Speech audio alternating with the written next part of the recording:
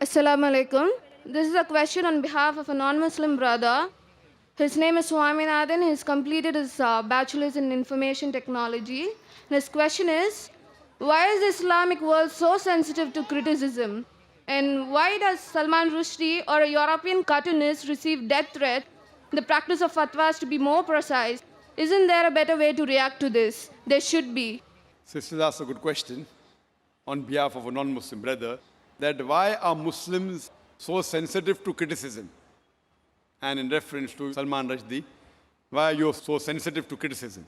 Sister, every individual is sensitive. You show me one human being in the world who is not sensitive. But the sensitivity keeps on changing. The sensitivity keeps on changing. Certain things you are sensitive, certain things you are not. So everything, the levels keep on changing, each different individual. As far as the Muslims are concerned, we Muslims, we love our Creator Allah subhanahu wa ta'ala, and we love our Prophet Muhammad sallallahu alaihi wasallam.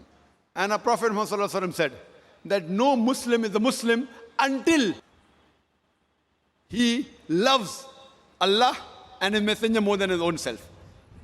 Loves Allah and His Messenger more than his own self. Now when we analyze the human being, some of the human beings love their children the most. There was research done that monkeys, they love their children very much.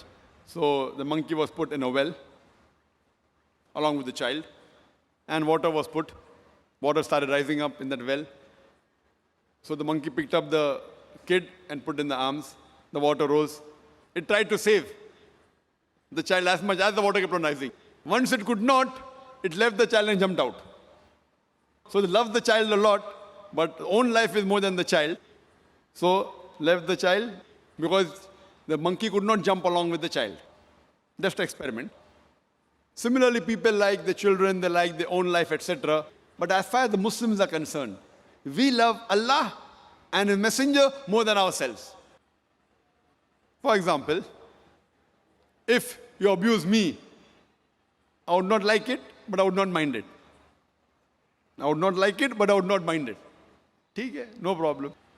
But if you abuse Allah and His Messenger, I would feel more hurt. It is not sensitive, it is because they are the closest to me.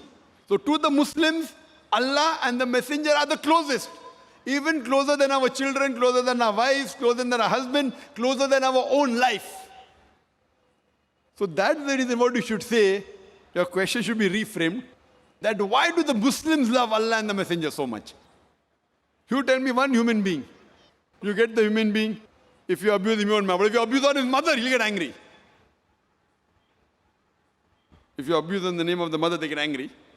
So we love our Allah and our Messenger more than our mother also. So based on these things, the Muslims, they want to clarify. So when Salman Rushdie, being a so-called Muslim in inverted commas, born in a Muslim family, when he wrote book and criticized falsely, just for a few, just for money. So that's the reason the Muslims objected. You say, are there any better ways? There are many ways of objecting. I don't agree that all the ways the Muslims objected are right. Many a time, they destroyed property which is wrong. I don't agree with it. But they are sensitive because it deals with our Creator Allah subhanahu wa ta'ala Messenger. But we should feel bad. But some of them overreact. Some of them took out protest, which were violent, which should not be. Some were peaceful, which is good. Best is to reply. And if you hear my talk on, is religious fundamentalism a stumbling block to the freedom of expression, I have given details.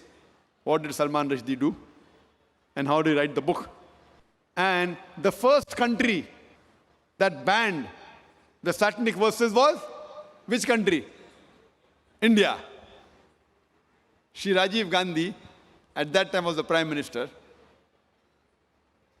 He banned that book, Satanic Verses, in India. The first country to ban it. And I appreciate him. But unknowingly, he did not know that in that same Satanic Verses, besides speaking bad about Prophet of Islam and Allah subhanahu wa ta'ala, he even spoke bad about Sita and Ram. Sri Ram, which people, when they read the book, they may not realize, they just superficially read it. And imagine, I'm asking the question to the British government. A few years back, there was an American author, writer, who uses a 4-letter word for Margaret Thatcher's policies. Margaret Thatcher's policy. 4-letter word, father, uncle, cousin, king. And they banned him from coming to UK. Why? He uses the 4-letter word. This Salman Rushdie,